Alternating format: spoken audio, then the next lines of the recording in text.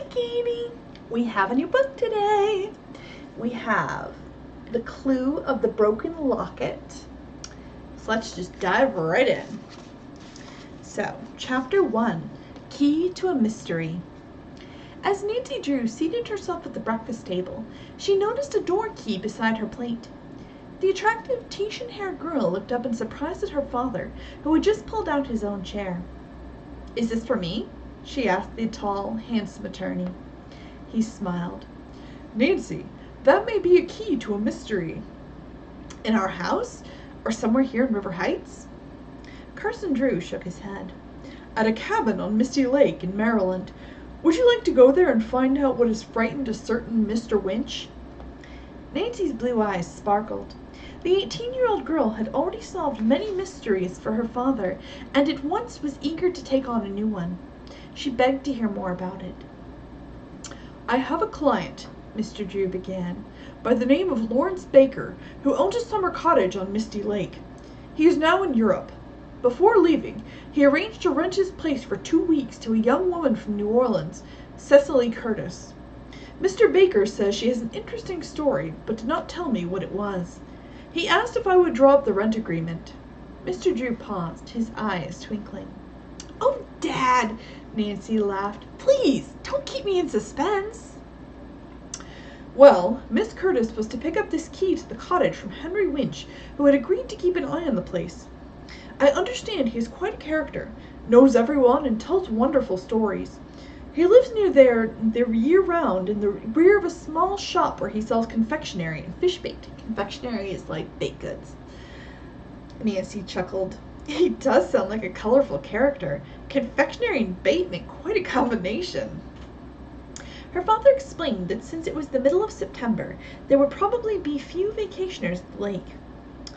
"I can't imagine why Cecily Curtis wants to stay there. If you meet her, Nancy, perhaps you can find out." "I'm all set to go," Nancy said eagerly.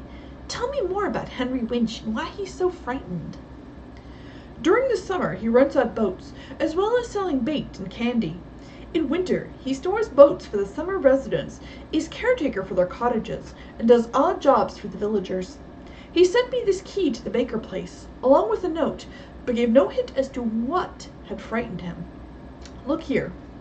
The attorney reached into his pocket and brought out a plain piece of paper. He handed it to Nancy. The note read, "Hire somebody else. I'm scared. H. Winch." "Is this all he wrote?" Nancy asked. "Yes. Here's the problem. Cecily Curtis is to arrive at Misty Lake late tomorrow evening, but Mr. Winch apparently wants nothing to do with the cottage. I can't leave at the moment, so I thought you could drive down there with a key and open the cabin for Miss Curtis. I don't want you to go alone, though." "Maybe Bess and George can join me." George Vane and her cousin Bess Marvin had been friends of Nancy's for a long time. The three had shared many exciting adventures when mysteries had come their way. Bess had often remarked that Nancy was like honey with mystery bees swarming around her all the time. This was true from the time she had helped her father solve the secret of the old clock to her most recent challenge, deciphering the password to Larkspur Lane. Nancy hurried to the telephone and called the two girls. Fortunately, neither of them had special dates for the next few days and would be able to accompany Nancy. It was arranged that the trio would leave early that afternoon and drive at least partway to the lake. By the time Nancy came back to the table, the Drews' motherly housekeeper was there and had already heard about Nancy's latest plans. Hannah Gruen had lived with the Drews since Nancy was 3, when her mother had died. Nancy adored Hannah, who always did a great deal of worrying about her when she was working on a mystery. "Is it okay with the girls?" Mr. Drew asked. Nancy nodded. "George is keen about the idea."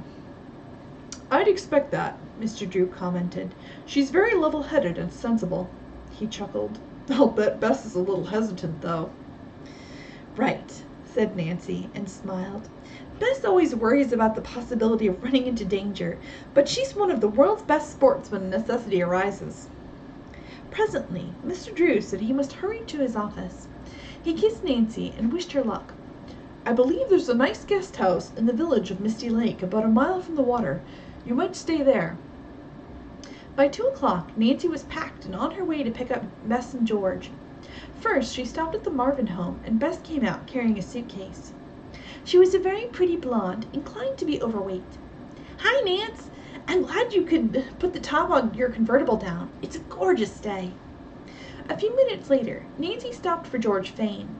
The slim, short-haired brunette with the boy's name came out of the house, vigorously swinging a small suitcase. She tossed it into the rear seat and climbed into the front beside the other two. After greetings, she said, "Now, Nancy, give us the details on this case we're going to solve." "First of all, there's a frightened caretaker," Nancy began, and quickly brought her friends up to date. Suddenly, one of Bess's turquoise earrings fell into her lap. "Oh, this old earring makes me so mad. It's always falling off." "Why don't you tighten it?" George asked. She was apt to be impatient with her very feminine cousin. Bess adjusted the screw and slipped the earring back on. Late in the afternoon, the girls stopped at a hostel for dinner and overnight. The following day, they continued on to Misty Lake.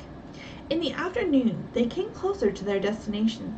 The three began to do a lot of guessing about Mr. Winch and Cecily Curtis. Finally, George declared that their theories probably were 100% wrong. Bess changed the subject by saying, "We don't know a thing about how good the food is in Misty Lake. Why don't we stop for an early supper?" This was agreed upon, and the girls began to watch for likely places. On the outskirts of a town called Brookville, they came to an attractive restaurant, the White Mill. It was a remodeled mill with a stream underneath part of it. "This is charming," said Bess. "And look, the sign says fresh broiled lobster. Mmm." "That sounds good to me, too," Nancy remarked. She parked the car, and the three girls went inside. A pleasant waitress who spoke in a soft drawl seated them and took their orders, so she's got a little southern accent. "There'll be a 20-minute wait for the lobster," she said. "Why don't you all go out and walk around the woods? It's really very lovely." Nancy and her friends took the waitress's suggestion and went out the side door, which led into the garden. There was a profusion of many colors and varieties of chrysanthemums, late-blooming roses, and petunias. A path through the center of the garden led directly to a rustic, white-painted bridge over a rushing stream. "The bridge is quaint, but it looks rickety," said Bess. "Oh, come on," George urged. The girls, however, carefully crossed the bridge by one and entered the woods. Bess took a deep breath. "This smells heavenly," she said in an almost whisper, as if she did not want to disturb any of the wildlife. As the three friends advanced, they suddenly became aware of a young couple seated on a fallen log a little distance away. The girl, who had curly red hair, had a troubled look on her pretty face. Her fair-haired companion seemed vaguely familiar to the girls, but they were sure they had not met him. The couple, engrossed in conversation, did not notice the newcomers. Nancy and the cousins quietly turned in another direction. Just as they were out of sight of the couple, the red-haired girl cried out, "Why can't you understand? I don't want to get married with a lawsuit hanging over our heads." As Nancy and her friends glanced at one another, the boy shouted, "That's not the real reason. It's the iron bird that's coming between us. I wish you'd never heard of it." What's going on there? The angry conversation ceased. George spoke up. "Sounds like trouble." Nancy agreed. "And like a pair of mysteries," she added with a smile. Presently, she looked at her wristwatch. The 20 minutes were up, so she suggested that the girls go back to the restaurant. As they neared the log where the couple had been seated, they saw that the girl and her male companion were gone. Bess sighed. "Oh, I just hope they fixed everything up." George said, "They'd better solve those mysteries before they get married. A lawsuit and some problem over an iron bird doesn't sound too good to me." The dinner was delicious. Bess could not resist topping hers off with pecan pie. "That's a real southern dessert, and I am now in Maryland." "Don't forget, dear cousin," George said, "that during the Civil War, Maryland was on the northern side." "I don't care," said Bess. "This pie is marvelous." Just as she finished, Bess clapped a hand to her ear. "My earring! It's gone again!" Bess declared she knew exactly where it had fallen off. "When I was coming back across that old bridge, I tripped on one of the broken planks. Oh, I hope my earring didn't fall into the water. Nancy suggested that they take a look, so after paying their bill, the three girls hurried back to the bridge. Nancy peered beneath the railing at one side. There it is, she pointed, on the muddy bank. She lay down on the floor of the bridge, her head and shoulders over the side.